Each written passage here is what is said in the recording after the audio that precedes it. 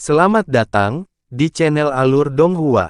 Sebelum menonton, silahkan subscribe, biar Mimin tambah semangat update-nya. Bertahun-tahun yang lalu, dia secara tidak sengaja memupuk pucuk bambu petir emas, sehingga memungkinkan dia untuk menyempurnakan pedang Azure Bambu Cloud Swarm, serta untuk mencapai petir Devil Bane Ilahi, tetapi dia tidak pernah berpikir bahwa petir ini akan begitu menakjubkan. Juga tidak memiliki semacam metode penyempurnaan khusus. Jika petir Divine Devil Bane benar-benar salah satu dari 5 elemen petir sejati dari alam roh dan kekuatannya benar-benar dapat ditingkatkan secara signifikan, maka itu akan menjadi sangat kuat. Kalau begitu, itu akan segera menjadi salah satu kartu trufnya. Mampu menguasai petir Divine Devil Bane pasti akan menjadi hal yang baik, tetapi harus pergi ke tempat sungai neraka ini pasti akan menimbulkan risiko besar baginya. Jika dia tidak hati-hati, sangat mungkin dia bisa mati. Syukurlah, tampaknya masih ada sekitar 6 tahun lagi sebelum dia harus menghadapi cobaan itu, jadi dia dapat dengan hati-hati mempertimbangkan situasinya selama waktu itu, memungkinkan dia menyusun semacam rencana untuk menghindari bahaya ini. Selain itu, cukup mengejutkan melihat Yuan Yao lagi di sini. Ratusan tahun yang lalu, dia rela mengorbankan basis kultivasi tahap formasi inti miliknya untuk menyelamatkan Yan Li, dan itu tentu saja layak untuk dihormati dan dikagumi. Namun, setelah bertahun-tahun berlalu, belum terlihat apakah dia masih seseorang yang menghargai ikatannya dengan orang lain. Lagi pula, hal yang paling berubah-ubah di dunia ini adalah hati seseorang. Namun, Yuan Yao menahan diri untuk tidak mengungkapkan bahwa mereka adalah kenalan, dan itu cukup melegakan bagi Han Li. Meskipun dia tidak harus menyembunyikan kalau dia bukan makhluk suku roh terbang, dia tetap tidak ingin asal-aslinya terungkap ke Raja Iblis Jurang Bumi. Han Li diam-diam mengingat semua kenangan yang dia miliki tentang Yuan Yao. Mereka telah bertemu beberapa kali, yang pertama adalah di ruang rahasia di dalam Heaven Void Hall. Pada saat itu, dia sedang mandi di mata air, dan bayangan tubuhnya yang sempurna melintas di benaknya, mengirimkan sedikit kegemparan di hati Han Li. Namun, sosok Nangong Wan kemudian muncul dari lubuk hatinya, dan perasaan jernih segera kembali ke benak Han Li. Setelah bertahun-tahun, jika semuanya berjalan lancar, dia kemungkinan besar akan mencapai tahap transformasi dewa di dunia manusia juga. Han Li bertanya-tanya berapa lama waktu yang dibutuhkannya untuk bertemu kembali dengan rekan Dao kesayangannya di alam roh. Penampilan dan suara Nangong Wan, serta kenangan saat-saat intim yang mereka habiskan di wilayah selatan surgawi terlintas di benak Han Li, dan senyum tipis muncul di wajahnya saat dia menikmati kenangan hangat itu. Beberapa saat kemudian, ketika suara Nangong Wan berangsur-angsur menghilang dari benaknya, satu set fitur wajah yang sangat indah muncul di dalam hatinya, dan dia sekali lagi terbuai dalam periode ingatan sentimental. Setelah melewati periode waktu yang tidak ditentukan, Han Li menghela nafas panjang dan akhirnya kembali sadar saat senyum masam muncul di wajahnya. Dia tidak berpikir bahwa penampilan Yuan Yao akan memicu jalan kenangan yang begitu panjang baginya. Syukurlah, tidak ada orang di dekatnya yang memiliki niat buruk terhadapnya. Kalau tidak, dia akan berada dalam bahaya, karena sepenuhnya terserap dalam ingatannya. Namun, mengingat dia tidak dapat pergi dari Jurang Bumi dalam waktu dekat, dia akan selalu mendapat kesempatan untuk bertemu Yuan Yao lagi. Karena itu, dia tidak perlu terburu-buru untuk menghubunginya. 3 hari kemudian, Han Li berdiri di depan sebuah gunung kecil, memandangi wajah gunung yang aneh, yang keseluruhannya hijau dan tembus pandang seperti batu giok. Sedikit kejutan dengan cepat melintas di matanya. Ini adalah gua esensi kayu yang saya kembangkan selama pengasingan. Ada sangat sedikit tempat di alam roh dengan ki spiritual atribut kayu yang melimpah, dan mereka yang menggunakan seni kultivasi atribut kayu akan dapat menikmati kemajuan pesat dalam kultivasi di sini, Mu Qing memperkenalkan dengan bangga. Han Li muncul untuk menemui Mu Qing seperti yang diinstruksikan, dan Mu Qing telah membawanya melewati beberapa gunung, lalu memasuki batasan yang dipenuhi kabut tebal sebelum akhirnya berhenti di tempat aneh ini. Mereka cukup jauh dari tempat tinggalnya sebelumnya, dan cukup mengejutkan bahwa Mu Qing telah mendirikan tempat kultivasinya di sini. Namun, seluruh permukaan gunung hijau itu sehalus cermin tanpa ada satupun gua yang terlihat.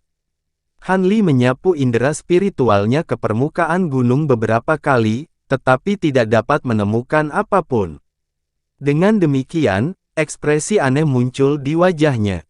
Mu Qing melangkah maju dan menyapukan tangan dengan lembut ke permukaan gunung. Cahaya hijau melintas di atas permukaan gunung. Setelah itu sebuah lubang besar muncul, memperlihatkan lorong hijau yang mengarah langsung ke jantung gunung. Pintu masuk ke lorong telah disegel oleh lapisan penghalang cahaya hijau, dan ada juga serangkaian rune aneh yang diukir pada permukaan batu di sekitarnya, menciptakan efek kamuflase yang cukup tersembunyi dan misterius. Han Li cukup terperangah melihat ini. Bagaimana indera spiritualnya yang kuat tidak dapat mendeteksi lorong ini? Tampaknya Raja Iblis Jurang Bumi ini benar-benar memiliki beberapa kemampuan yang tak terduga, dia harus lebih berhati-hati di sekitar mereka mulai sekarang. Mu Qing memimpin jalan ke lorong. Han Li ragu sejenak sebelum mengikuti. Setelah dia melewatinya, pintu masuk lorong menghilang lagi.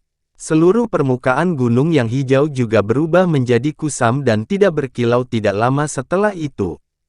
Han Li berjalan di belakang Mu Qing untuk waktu yang lama sebelum akhirnya mencapai aula yang tidak terlalu besar. Seluruh aula kosong, dan tidak ada yang lain selain 7 atau 8 lubang yang mengarah ke tempat lain.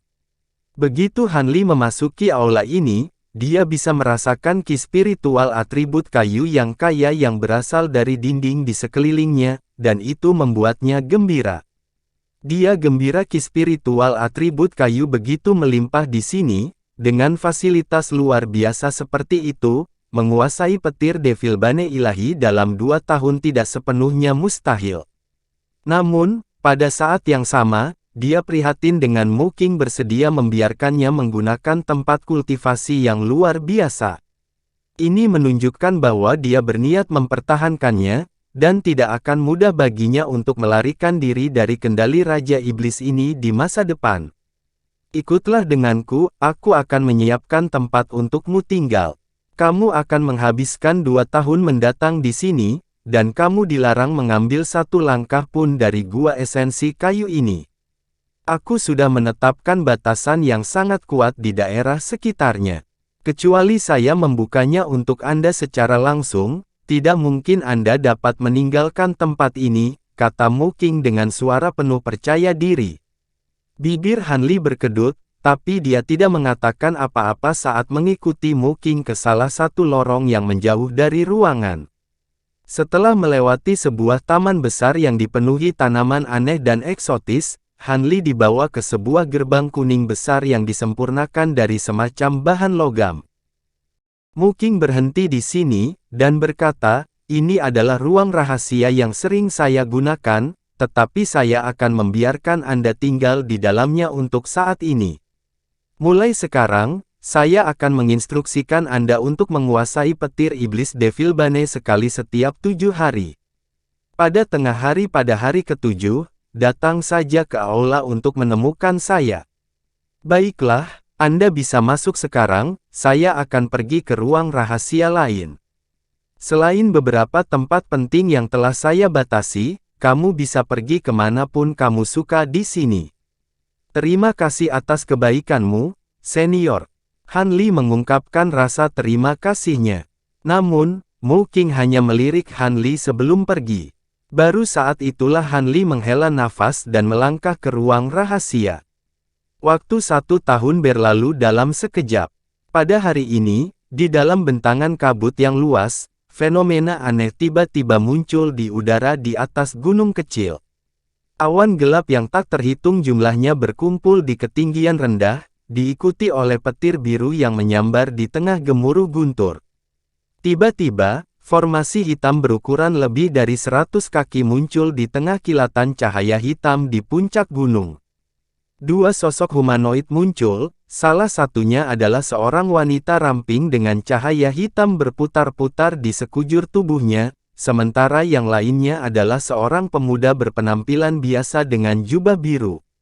Keduanya adalah Mu Qing dan Han Li. Pada saat mereka berdua muncul, guntur yang keras meletus di udara di atas, diikuti oleh awan gelap yang mulai berjatuhan dan melonjak dengan hebat. Busur petir biru yang tak terhitung jumlahnya muncul di dalam awan itu, menciptakan pemandangan yang luar biasa untuk dilihat.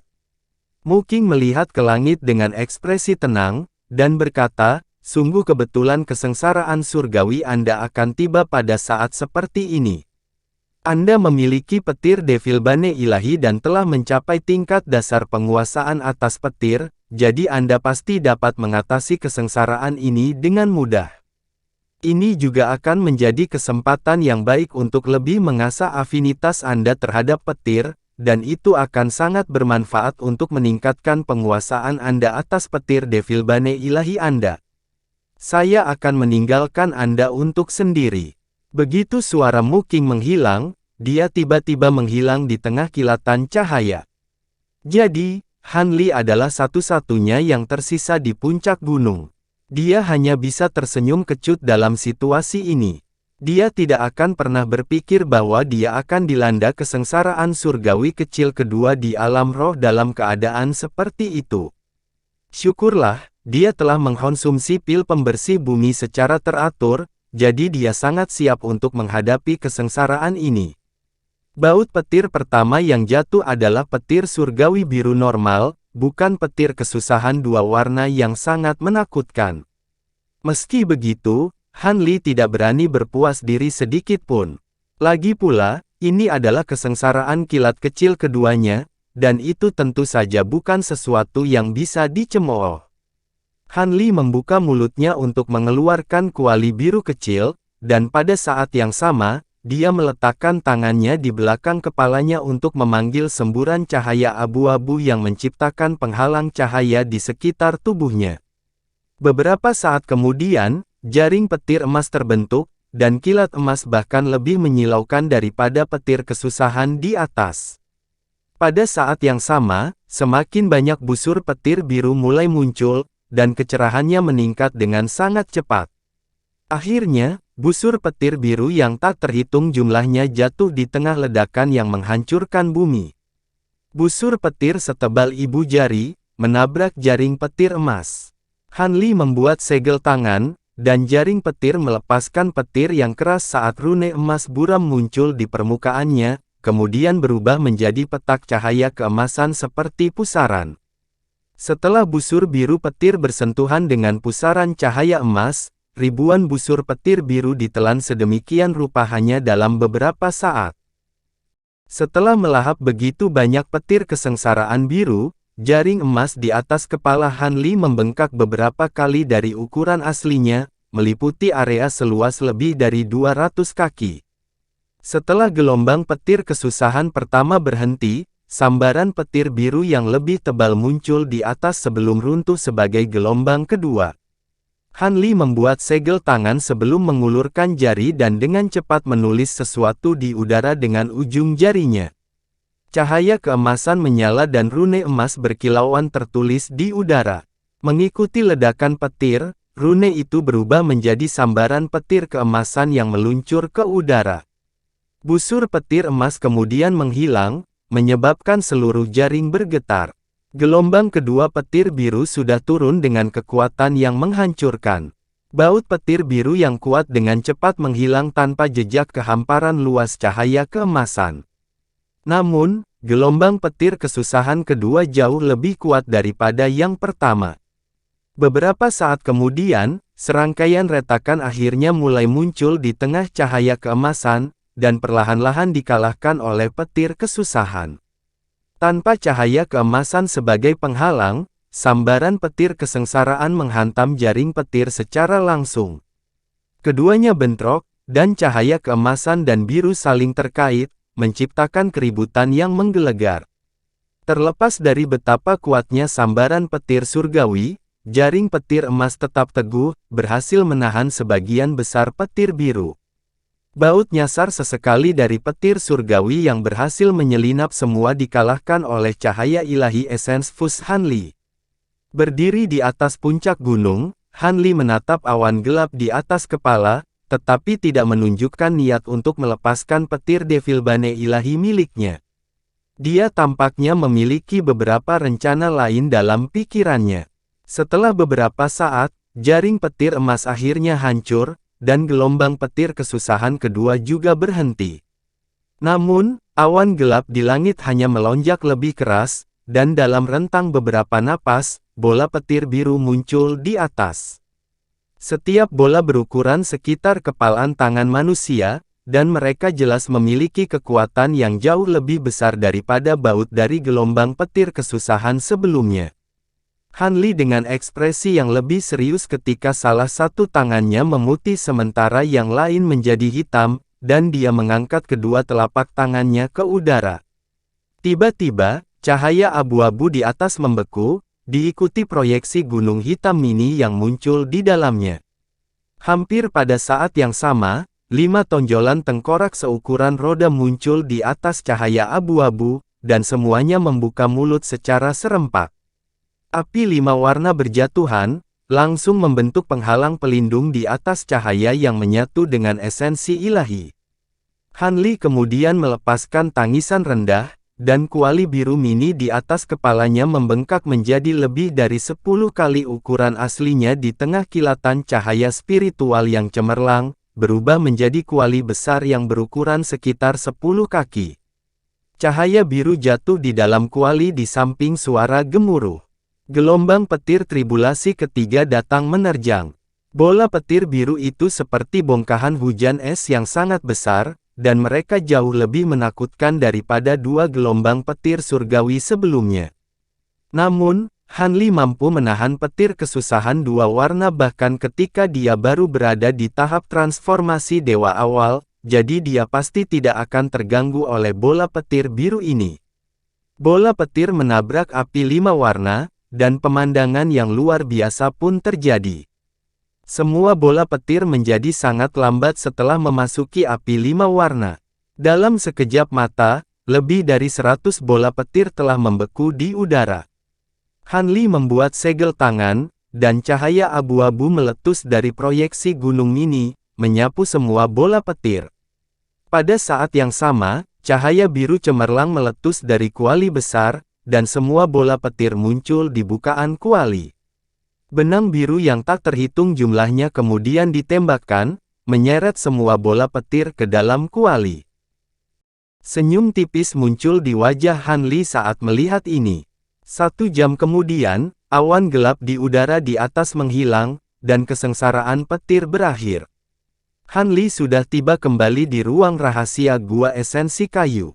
Dia duduk dengan kaki disilangkan di atas futon, sementara kuali biru kecil melayang di depannya. Tutup kuali telah dilepas, dan listrik menyala di dalamnya bersamaan dengan petir yang sesekali redup. Hanli menatap kuali untuk beberapa saat sebelum melambaikan tangan ke arahnya dan menariknya ke dalam genggamannya. Dia menepuk kuali dengan tangannya, dan itu bergetar sebelum menghasilkan bola petir seukuran telur.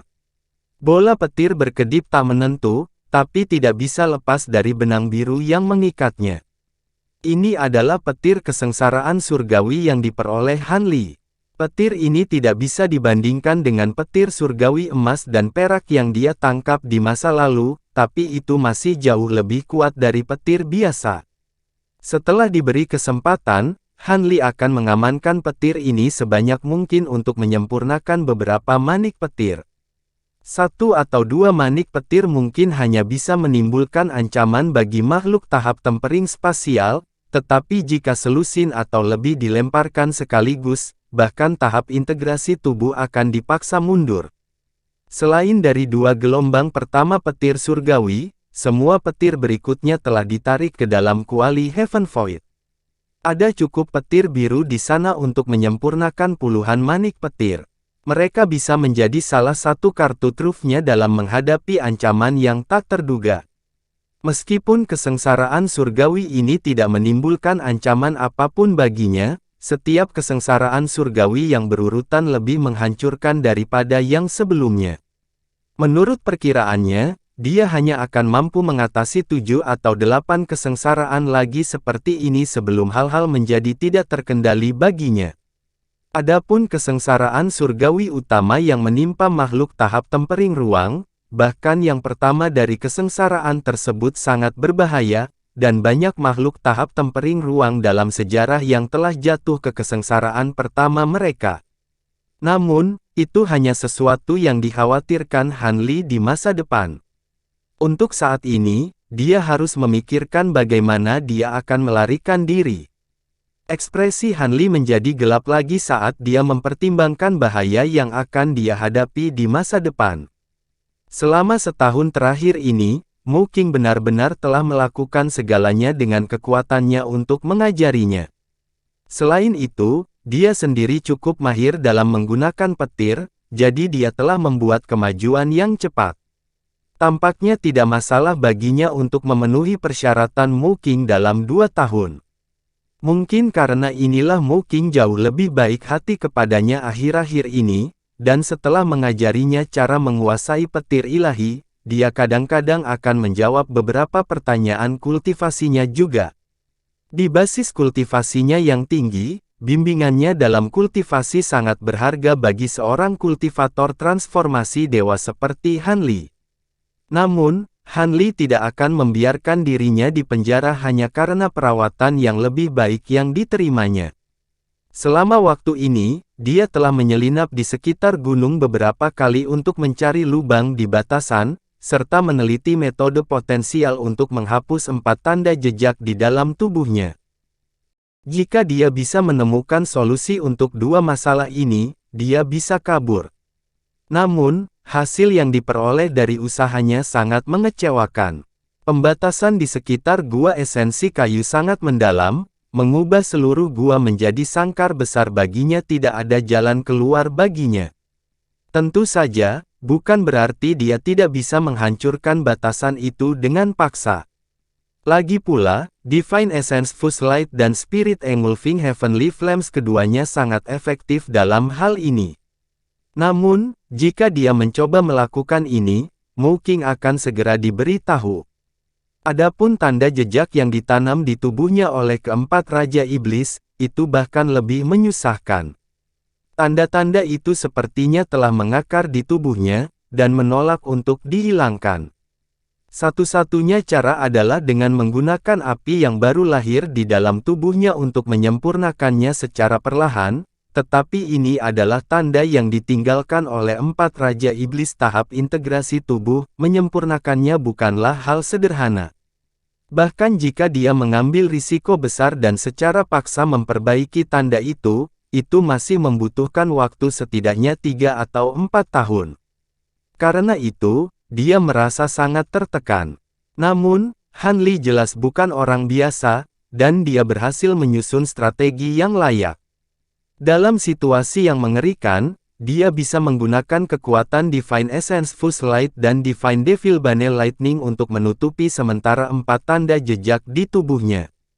Han Li belum mencoba metode ini untuk melihat apakah itu akan berhasil karena kemungkinan besar akan mengingatkan 4 Raja Iblis, tetapi dengan pemahamannya tentang 2 kemampuannya itu, dia memperkirakan bahwa setidaknya ada 70% kemungkinan itu akan berhasil. Tentu saja, efek penyamaran ini hanya akan bekerja untuk sementara. Begitu keempat Raja Iblis merasakan apa yang dia lakukan, mereka akan dapat secara paksa memanggil tanda pelacakan dari jarak tertentu, dan kemungkinan besar dia tidak akan bisa bersembunyi lama. Dengan demikian, ini hanya akan menjadi pilihan terakhir. Han Li menghembuskan napas dalam-dalam. Dia kemudian melemparkan kuali miniatur ke depan dan bersiap untuk mulai menyempurnakan manik-manik petir. Meskipun ini adalah tempat di mana Mu Qing pernah berkultivasi, dia menetapkan batasan di sini lagi.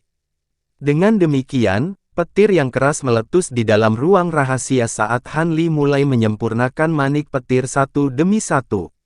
Beberapa hari kemudian, seberkas cahaya hijau terbang di atas taman terdekat, lalu menghilang dalam sekejap melalui pintu ruang rahasia Han Li.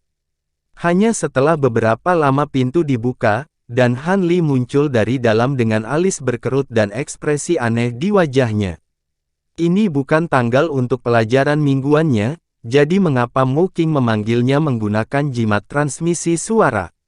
Ini adalah sesuatu yang belum pernah terjadi selama setahun terakhir.